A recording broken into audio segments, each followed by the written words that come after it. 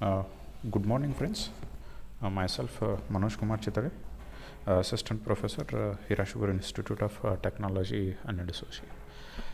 In this session, we people are going to discuss the testing, that is a test, and a retest.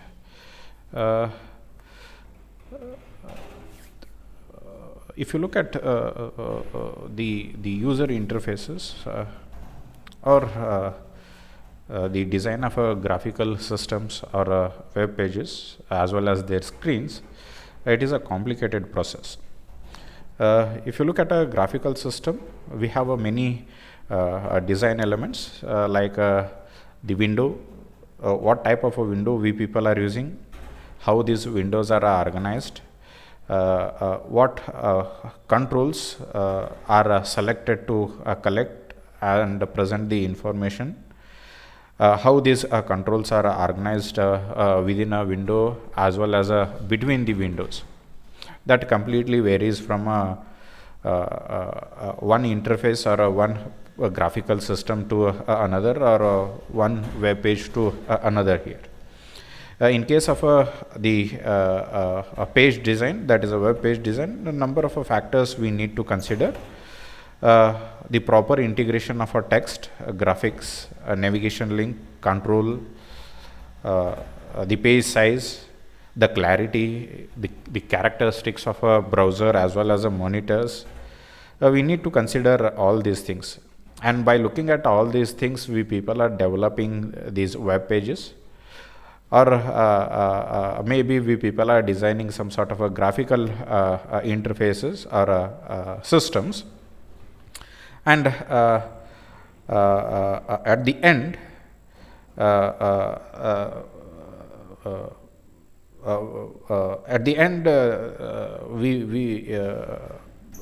we people are getting some sort of a good product, or the usability. When we look from the perspective of usability, that should and must deal with how the end user simply use that system, that is how safe to use that particular system here.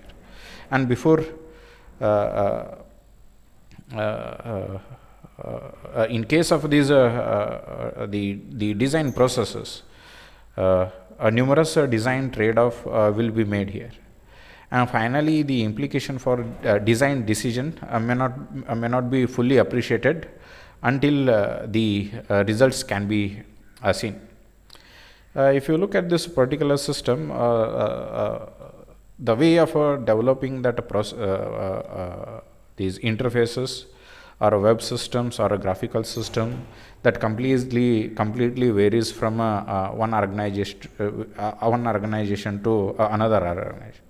Some organizations simply implement this system, and after that they are trying to identify the faults in the system.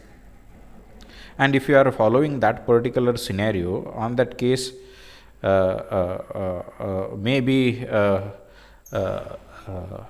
we in certain cases, suppose if we implement and after that we people are trying to identify the faults or errors that are present in the system or deficiencies, on that case that may become more severe, that in turn one maybe we people are trying to solve one particular problem, in turn that generates some other issues, or these are not cost effective and they are simply a time consuming one.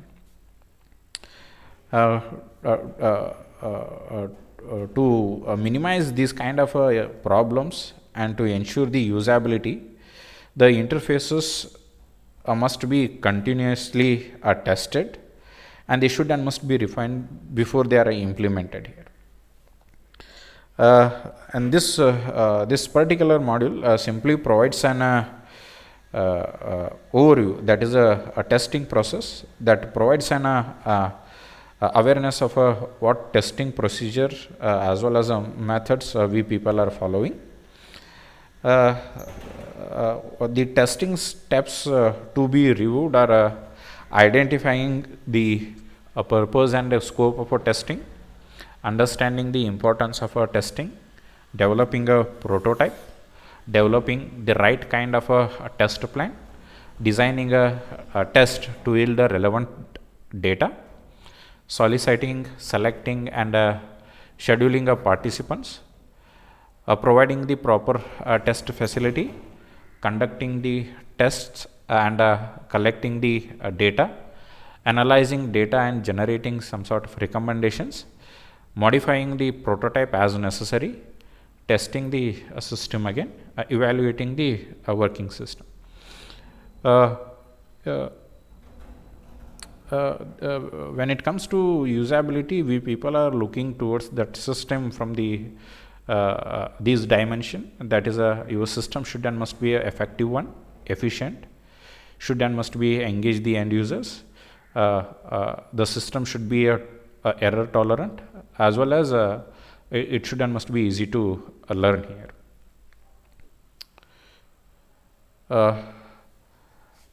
Usability testing serves the two purposes. Okay. The first one, it establishes communication bridge between a developer and users. The developer learn about a user's goal, the perceptions, questions, and problems.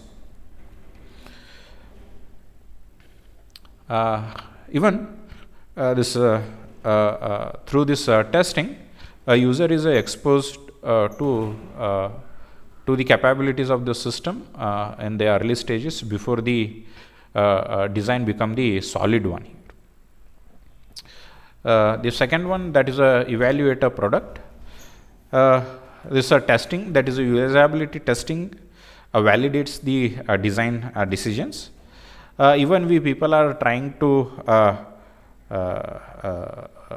during the development process, we people are trying to identify the potential problems, so that these problems can be easily handled, or we can rectify these problems. Even it allows that testing process, that is usability testing, allows the designers for a comparison of alternate solutions or alternate version of this design element, assess how well the user needs and expectations are met. Even this simply prevent embarrassment resulting from the things that is slipping through the cracks here. The next one, we have the importance of usability testing, that simply consist these following points here. The developers and users possesses different models here. The developers and users have different expectations from the system, as well as they have a different level of knowledge. And if you look from the perspective of a developer, they have some sort of a knowledge of the system, because they design that a particular system. They can easily deal with some sort of a complex situation based that is based on the context cues that are visible to the developer, whereas these whether these are not at all visible to the end users. And if you look at the terminologies what the developer are using, or one particular organization that is designing the system uses, that is completely different from the end user. Okay, the terms what one particular organization uses may not be understood by the end users here. Developers' intuitions are not always correct here. The intuitions of designers or anyone, no matter how good or bad they may be at what they do, is error prone. Most of the time we people are very much interested in the prediction, that is predicting the how the developers use these control usages, or how the programmer simply predicts the user control preferences. They simply varies here. Okay. Intuition is too shallow a foundation on which to base design decisions. The next one we have, there is a no average user. We all differ in a different perspective. The end users learning ability varies. Okay, how they interact with a system, that varies. How they are able to use these devices or device based control preferences, they simply varies from one person to another person. And whatever the design we people are using, that should and must allow the end users to learn that a particular system very easily, as well as they should and must perform the task as well as a job very easily by using that system here. The next one, it's impossible to predict usability from the appearance. Never judge a book from its cover here. Okay, even it is impossible to predict a system usability from its appearance here. Design standard and guidelines are not a sufficient one. These design standard as well as guidelines are an important component in a good design. They simply provide some sort of a foundation for a consistency purpose, but they simply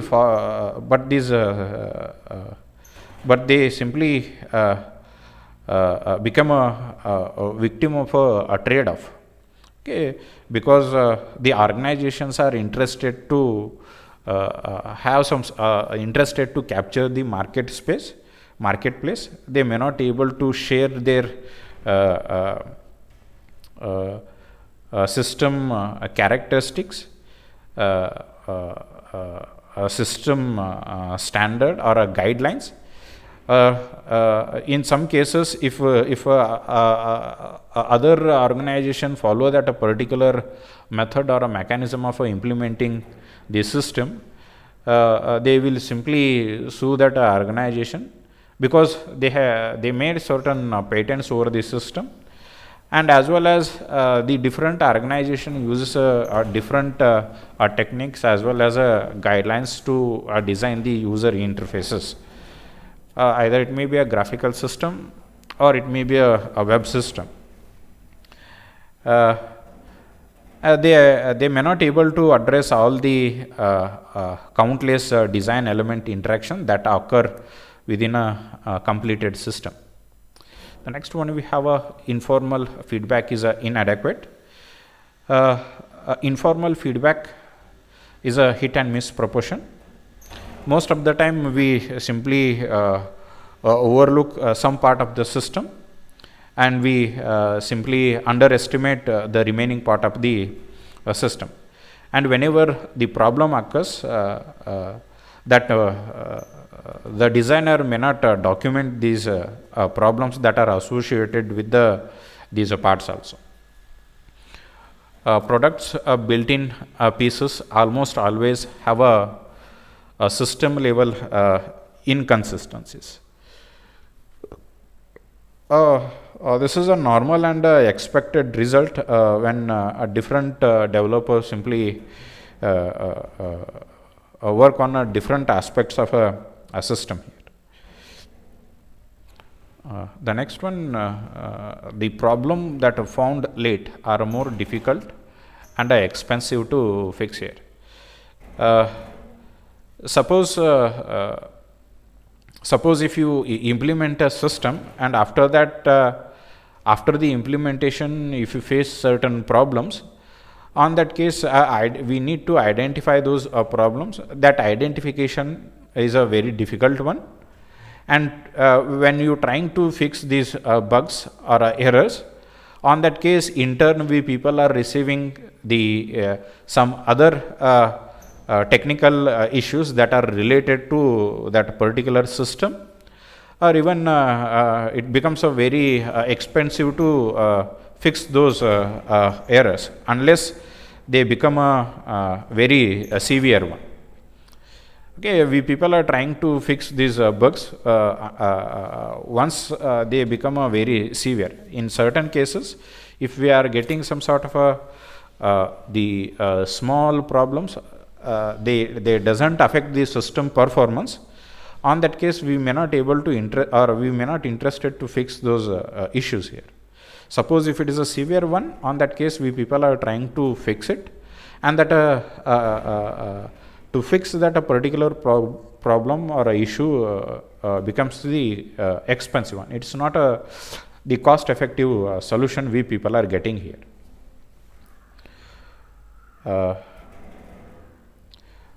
The next one, problems fixed during the development mean a reduced support cost later. These support costs are directly proportional to the usability problems that remain after the development. More problem, you will get a high support cost here. The advantages over a competitive product can be achieved. Most of the time we have a number of systems. These systems, we people are using these systems just to accomplish the objective here. Okay, they do something, and when it comes to the systems that become a successful, you need to perform this task, or you need to accomplish that objective in a very easy manner, or you need to do that something very easily.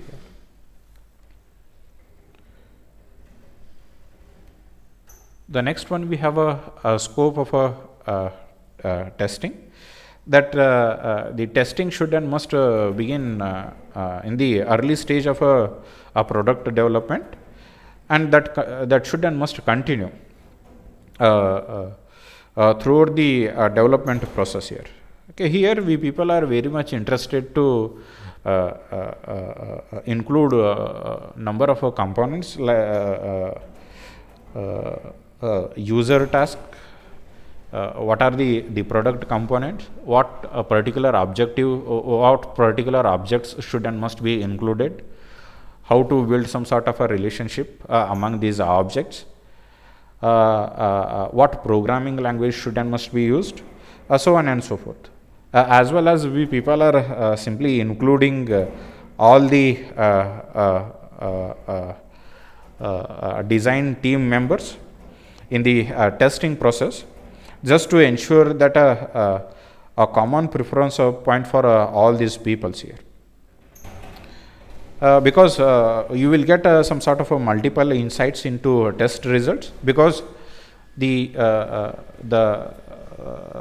perspective simply varies from one user to another user here. Here, if you look at the scope of our testing, they should and must be exploratory, that is explore a prototype interface design features, gather a feedback on preliminary designs, verify the assumptions derived during the requirement determination. When it comes to assessment, establish how well user tasks are supported by the system, determine what a usability problem may exist. From the perspective of a comparative or a comparison, compare two or more design alternatives.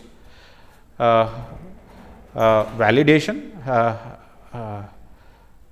we people are interested in whether this usability objective is achieved or not. The next one, we have a prototype. This prototype is primarily it's a vehicle for exploration, communication, and evaluation. And its purpose is to obtain the user input in design and provide a feedback to the designers here. If you look at the major functions, its major function is a communication. A communication role this prototype simply plays. They are not a accurate one or the thoroughness, we can say that. These the prototype simply enables the design to be better visualized and provide some sort of insight into how that software will look and work here. As well as it also aids in defining the task, their flow, and the interface itself and its screen. If you look at this prototype, it's a simulation of an actual system.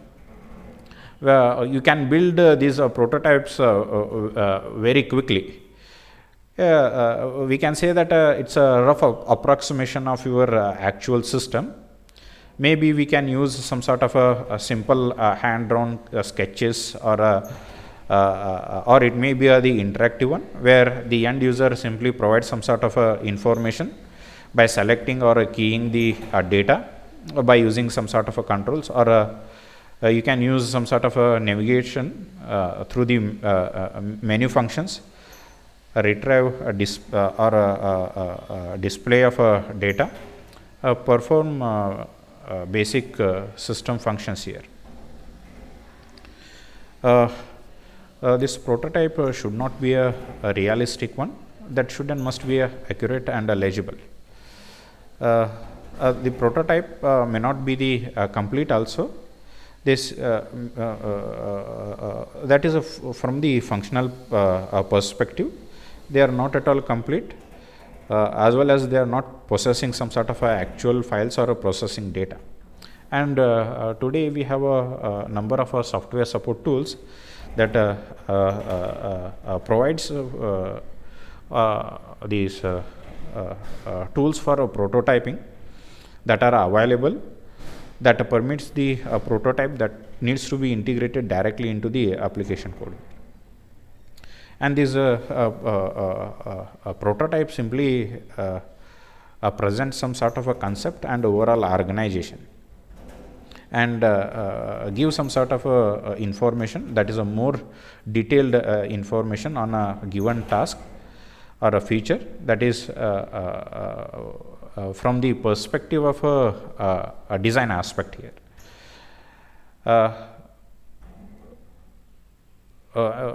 These prototypes cannot be used to exercise all the system functions.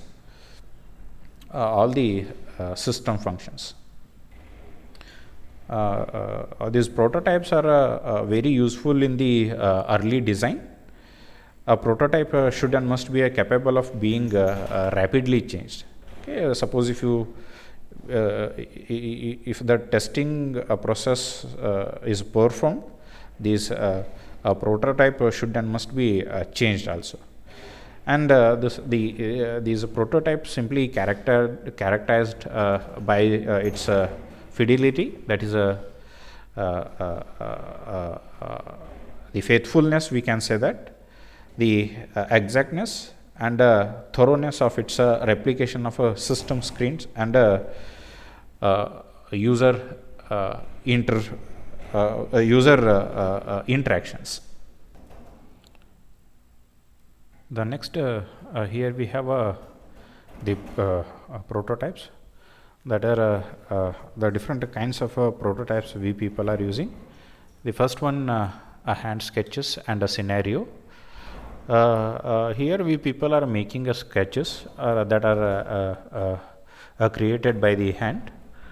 The next one, interactive paper prototype.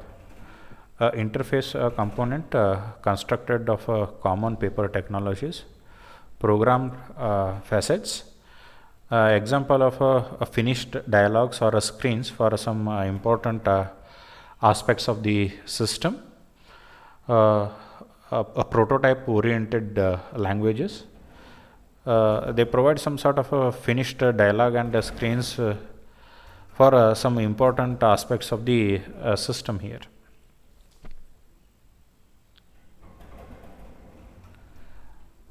Hand sketches and a scenario.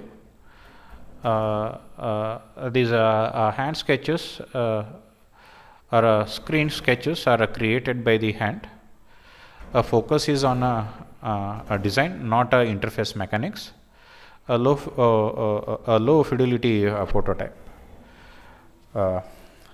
This particular prototype, that is a hand sketches, it's a low fidelity prototype that provides some sort of a rough hand drawn sketches. They simply imitate the screens here.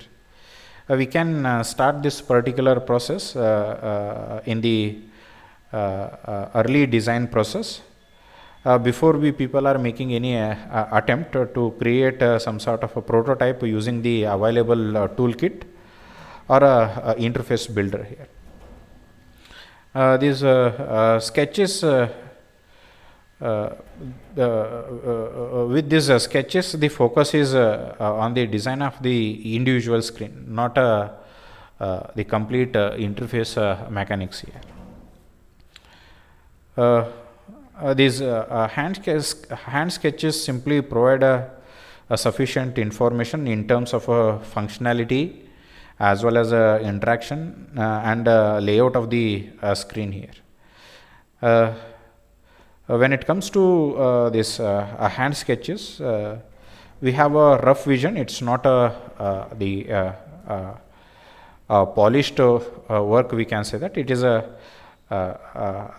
rough work, that rough sketches we people are developing, that deals with the design process of the system here. With these sketches are very useful in defining and refining the task organization, conceptual ideas, as well as the layout of the screens here. If you look at the advantages, the can be used very early in the development process. These are suited for use by the entire design team, so that they will get some sort of information about what the real design issues are. No large investment of time and cost. You can easily create these sketches. Should not, we people are not at all interested to invest huge money as well as time for it, and no programming skill is required for this one, as well as they are very portable. Placing, hardly we can put some sort of a restriction at what particular point that the testing may occur. Even we can easily modify them as well as iterate them as many times. Okay, even it provides a rough approximation often yields more substantive critical comments, easier to comprehend than a functional specification, and that can be used to refine the system requirements also. If you look at the disadvantages, it's only a rough approximation. Okay. They only suggest final layout of the interfaces. They are very limited in limited in providing an understanding of navigation and flow. And these hand sketches are just a demonstration. It's not an exercise, and most of the time these hand sketches are given by the felicitator, not by the user. Here the user is simply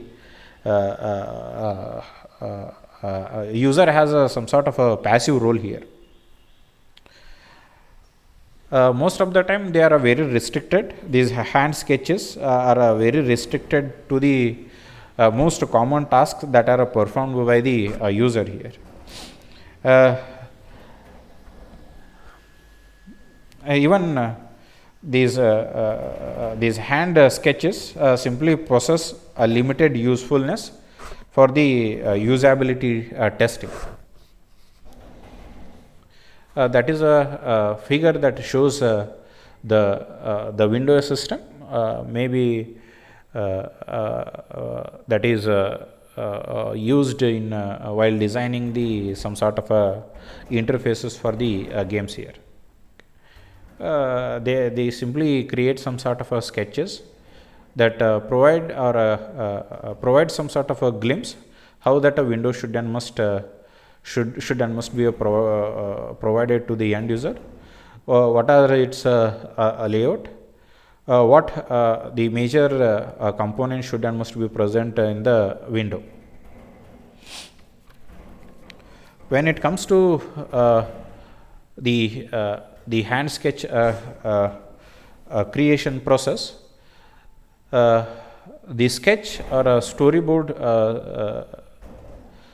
screen, while determining the source of a screen's information, the content and the structure of an individual screen, the overall order of a screen and a window. You should and must use the erasable medium, so that the ideas are explored as well as changed and modified over a period of a time to make them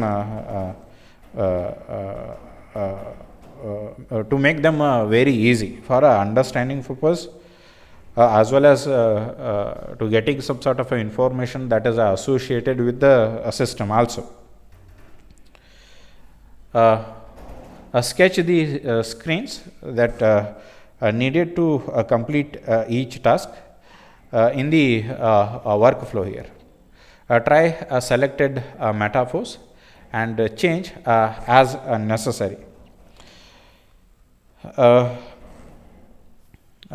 Sketch the most important, common or frequent activities first here, and after that, that is, you need to follow them from the beginning to end, and after that you need to go back and build in exceptions. Most of the time we need to make sure that when it comes to these hand sketches, the major objects should and must be visible or very obvious to the end user here. While designing the hand sketches, we should and must make sure that the main objects should and must be present in the sketches or a storyboard here. Even we people are not at all interested in too detailed information. The exact control positioning is not important. Just overall order, flow and structure is important here. Sketch storyboard as a team by including at least one user here.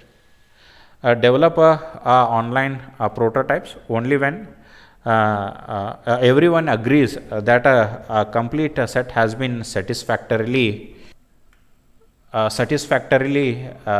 sketched here. The next one we have, that is a interactive paper prototype. This interactive paper prototype, this particular prototype is a low fidelity prototype that simply uses some sort of a common supplementaries such as a post-it note, transparencies, markers, scissors, or stick notes. Okay, we people are using these components or these supplementals just to design these interface components like menus, windows, screens. Okay, that is nothing but these interface components are constructed of a common paper technologies. These components are manually manipulated to reflect the dynamics of the software here. They simply provide the sense of a dynamics of a program without actually having to build a functional version of it. When it comes to this interactive paper prototype, they simply provide some sort of a rough vision in order to elicit the substantive suggestions and critical comments here. The goal here is to show the how the system and website will look, but to assess if the people can usually use it. If you look at the scenario here, the goal here is we people are not at all interested in how your how your system or a website will look, but we people are using this particular tool just to assess the people, whether these people can easily use it or not. Even we people are getting some sort of advantages. They provide some sort of more illustrations, illustrative of a program dynamics than the sketches. This interactive paper prototype can be used to demonstrate the interaction, used to provide the interaction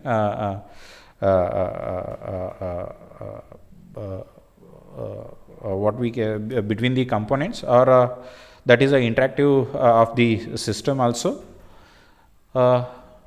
Even they are simply same as a hand-drawn sketches here. If the disadvantages that are associated with the prototype, they are used. The interactive paper prototype simply provides some sort of a rough approximation that can be used for a demonstration purpose. That is not an exercise. That can be driven by the facilitator, not by the user, as well as we people are getting a limited usefulness for the usability testing here. If you look at this particular prototype, most of the time we people are using some sort of a papers where you can easily design some of the interfaces, how your window should and must look like that, by using some sort of stick notes or post-it notes, or you can simply create some sort of a visual content that behaves like the window or a interface. You can post it on some card of some sort of cards that simply represents the window or display what kind of a interface you people are going to design. Here when it comes to this interactive paper prototypes, maybe the cost that is associated with it is a very less one. This figure simply shows the how the interaction takes place. Whenever you people are initiating some sort of action, in turn that leads to generating a new window here. Okay, that series of actions can be represented by using this interaction paper prototype here. The next one, we have a programmed facets. Just to provide some sort of a realistic surface view, or to provide the basic functionality of the interfaces, we people are using these programmed facets. For example, we have a finished dialog or a screens for some important aspect of the system. Maybe we can use some sort of tools like supercards, hypercards, or some toolkit for a designing purpose that can be created by using a prototype tools here. And these prototype tools have a shallow in nature. They simply duplicate only a small portion of what that is intended to be present within the depth and the breadth here. Based on that, we people are saying that this programmed facet simply belongs to this particular category, that is a medium to high fidelity. The advantages that are associated with it, that is whatever the content that is available, that is from the perspective of a visual aspect, that can provide a lot of information or provide a detailed specification for a writing code, and that can be used for a data collection also. The disadvantage associated with it may solidify the design too soon. Okay, if you look at this high fidelity environment or the prototype or the interfaces, by looking at these high fidelity interfaces, we can foster to the finality of the interfaces here or windows here. Maybe we people are trying to inhibit restructuring or reorganization by looking at the high fidelity interfaces here. They may create some sort of a false expectation that is a real thing is the only short time away. It is a more expensive to develop than the previous one, that is a hand sketches or the interactive paper prototypes. Maybe they consume more time to create, not effective for a requirement gathering.